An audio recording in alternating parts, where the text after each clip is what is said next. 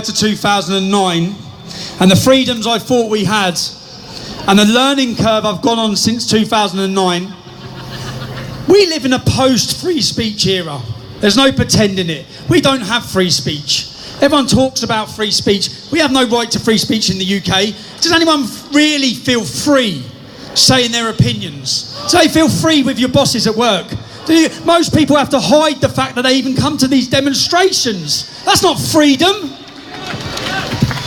We should be free to criticise whatever we want. We're being lied to, we're being deceived. When you go back through British history, you go back through British leaders, you go back through our clergy, our military leaders, our politicians, Sir William Gladstone, Winston Churchill, they always told the truth about Islam. The truth that Islam is a warlike religion, that is fascist, that is violent. Only in the last 30, 40 years are we being fed a lie. You know the term, Islam is a religion of peace. You try and find that in the history books. You won't find that term. That was brought out after September 11th when George Bush lied to the world. Never before have people been deceived so bad. We have let an ideology into our country to gain control of towns and cities, to infiltrate our government, to run as mayors in our capital city. All under the guise and the lie. They're taking our children to mosques. They're in the education system. They're lying. And when it turns, because it will turn in Europe, it will turn in England, and when it will turn so quick that everyone will start speaking openly and honestly. Everyone will identify the problem with it.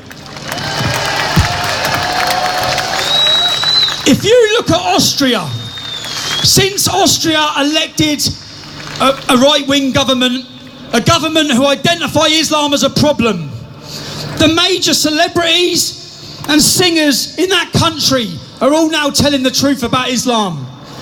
We know what people think. We know people are aware of the problem, but no one says it.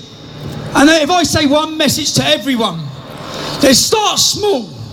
Everyone tell the truth. Speak openly, speak honestly. Speak about Islam.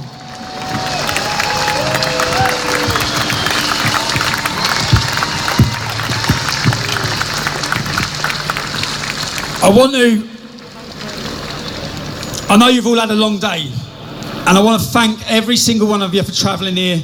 It's been a beautiful day, and do you know what?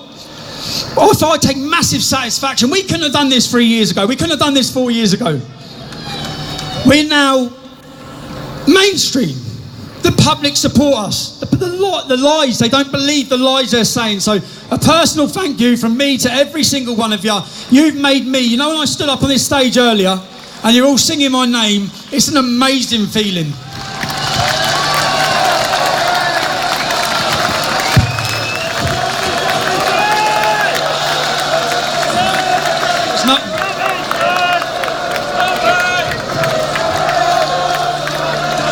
I know you've all got your British flags out, yeah?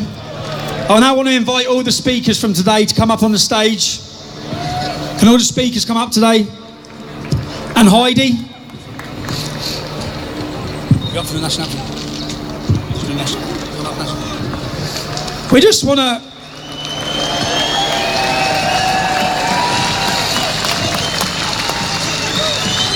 And I'll say it again one more time. I want to thank George, Kaylin and Lucy, because I had some family issues over the last 2 weeks. My head was not on this at all, and this wouldn't have happened without them. And we want to end this now because that is such a sight. What a beautiful sight. We want to end this on our national anthem. Yeah, Sam. Are we ready? God save our gracious Queen, long live our noble Queen. God save our Queen,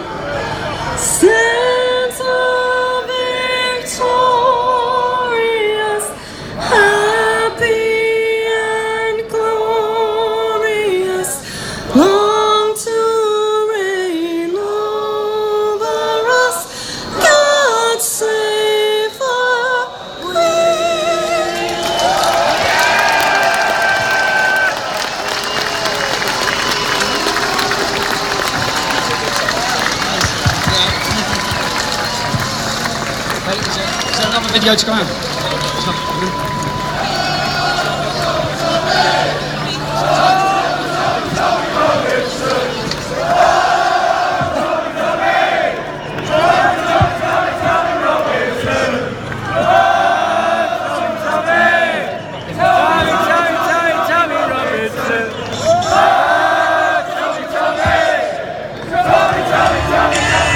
Overwhelming.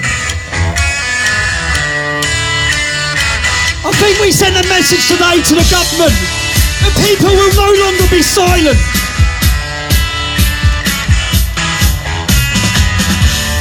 We're partying outside Theresa May's house. Brilliant. We rocked up with thousands of people outside Theresa May's house.